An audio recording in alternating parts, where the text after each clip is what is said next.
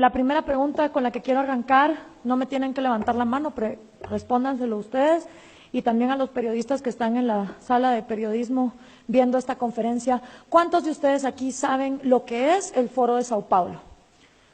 No tienen que levantarme la mano, pero respóndanselo ustedes. Gustavo nos acaba de enseñar muchos de los síntomas de lo que ocurrió en Venezuela. Ahora yo les voy a explicar de dónde viene esto, porque no surgen estas cosas por casualidad, ¿sí? No es de que de la nada está pasando todo esto. Todo esto es una estrategia muy bien armada que se va pensando por décadas y por eso es imperativo saber lo que es el Foro de Sao Paulo. Y México, de todos los países en América Latina en los que yo he trabajado, donde he estado dando conferencias, donde me he reunido con políticos, con jóvenes, con empresarios, es el país que menos enterado está regionalmente de todo lo que ocurre de Guatemala para el sur. Y eso hace obviamente que una amenaza sea mucho más fácil de ser infiltrada. Este señor está hablando en el año 1998, ¿ok? Como muchos cubanos le dijeron a los venezolanos, tengan cuidado porque Chávez se escucha igual que se escuchó Fidel Castro a principios de los 60. ¿Y qué hicieron los venezolanos? Se burlaron de los cubanos. Les dijeron exagerados, les dijeron estás en fantasía, Cuba es una isla, nadie puede ir a rescatarla, en cambio Venezuela es vecina de Colombia, es vecina de Brasil, eso aquí no va a pasar. Y créanme que creo que hoy por hoy está mejor vivir en Cuba, que no es que sea un paraíso, a estar en Caracas. Entonces, nadie aprende en pellejo ajeno, ¿sí? Si podemos regresar a la infografía que yo tenía antes. Si todos aprendiéramos en pellejo ajeno, los chinos, antes de seguir a Mao, hubieran aprendido de la miseria que estaban viviendo los rusos en los gulags. Si todos aprendiéramos en pellejo ajeno, los vietnamitas hubieran aprendido de los chinos y de los soviéticos. Si todos aprendiéramos en pellejo ajeno, los cubanos hubieran aprendido de los soviéticos, de los chinos y de los vietnamitas. Si los venezolanos hubieran aprendido en pellejo ajeno, hubieran aprendido de los cubanos, etcétera, etcétera. Entonces nunca nos creemos el cuento. Eso aquí no va a pasar. Y para uno no quedar como un paranoico, que lo que está es montando una teoría de conspiración, vamos a hablar con hechos y con realidades. Pero el populismo que actualmente estamos viviendo en América Latina sí tiene una fecha de nacimiento, y es el Foro de Sao Paulo en 1990. ¿Por qué? Porque en el momento en que Fidel Castro es exitoso y trae el comunismo por primera vez a América Latina en 1959, el resto de países latinoamericanos lo que hicieron fue un copy-paste de guerrillas marxistas. Guerrillas en Guatemala, en El Salvador, en Nicaragua, el APRA en Perú, en Uruguay, donde participó Mujica, guerrillas en Argentina y, por supuesto, la guerrilla más multimillonaria de todas, las FARC en Colombia. Todas estas guerrillas marxistas no se dieron por casualidad, venían financiadas por la Unión Soviética con el entrenamiento cubano. Pero pasa algo en 1990, resulta que se cae el muro de Berlín y la Unión Soviética se desploma y ya no hay mama soviet que pague dinero para las Kalashnikov, para los bombazos, para los secuestros, para todo lo que requiere un armamento guerrillero y enfrentarse contra el gobierno. Fidel Castro se empezó a dar cuenta que la Unión Soviética estaba colapsando desde 1987 y empieza entonces a ver cuál va a ser la estrategia para postergarse en el poder, porque Cuba es una isla que necesita recursos que vengan de afuera. Y si no iba a estar la Unión Soviética, ¿cómo iba a sobrevivir Castro en el poder? Entonces, busca a un joven marxista, sindicalista, apuesto, carismático, súper querido, de una de las naciones más millonarias de América Latina, Lula da Silva, en Brasil.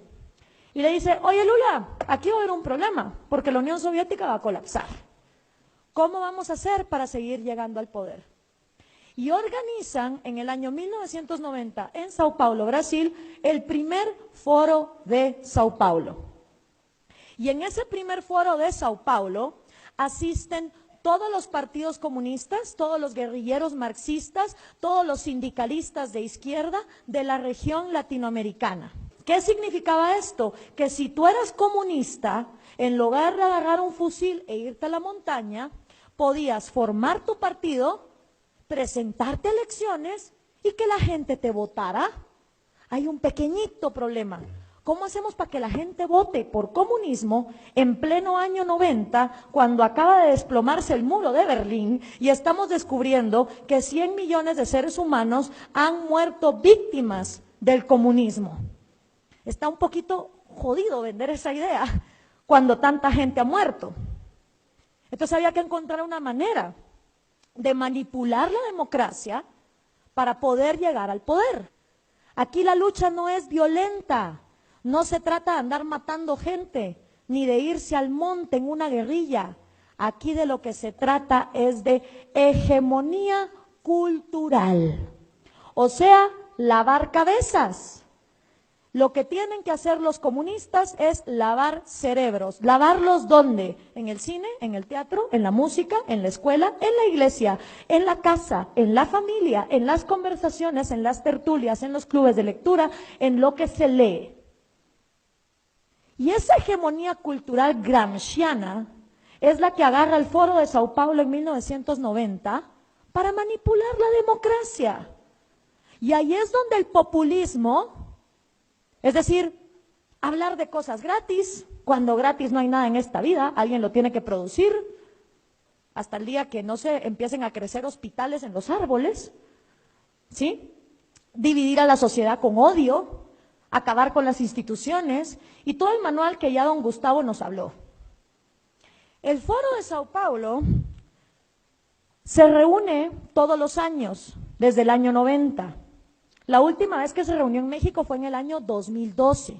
El primer presidente que ponen en el poder es Hugo Chávez, lo cual es una excelente noticia para Cuba, porque justamente el peor periodo de hambre y miseria que los cubanos han vivido es de 1990 a 1998, el famoso periodo especial. Y hasta que no entró el petróleo venezolano a reemplazar a mamá soviética, los cubanos estaban muy mal. Y ahora que el petróleo se desplomó, próxima parada, Colombia, porque el dinero de las drogas de las FARC es un excelente reemplazo del petróleo. Estos socialistas no piensan en décadas, piensan en siglos y están actuando por siglos. Entonces, si uno no comprende la magnitud regional de cómo está esta gente organizada, no la van a poder combatir. ¿Quiénes acudieron? De Cuba el Partido Comunista, de Colombia las FARC, de Nicaragua obviamente el Frente Sandinista, de Guatemala la URNG, de El Salvador el FMLN y de México, oh sorpresa, el PRD. Y ese es un gran reto para ustedes, porque a partir del año 2015, Morena también es miembro del Foro de Sao Paulo. Pero el PRD es miembro del Foro de Sao Paulo desde que López Obrador estaba en el PRD. Entonces, yo en su lugar no sé qué haría, pues. No, se lo digo de verdad, porque si un partido hoy por hoy es miembro del Foro de Sao Paulo, lo que le está diciendo al mundo es: el socialismo del siglo XXI es la vía. La dictadura venezolana es lo que hay que emular. Vamos para allá. Un partido que hoy sea miembro de este foro está dándole aplausos y espaldarazos al genocidio que está ocurriendo en Venezuela. Y si ustedes salen a decir, Morena es miembro del Foro de Sao Paulo, ¿qué van a hacer cuando les digan y el PRD también? Por eso es importante entender, si vamos a ser congruentes, como se dijo aquí antes, y si no van a llevar el populismo destructivo al poder, ver qué se hace con esto.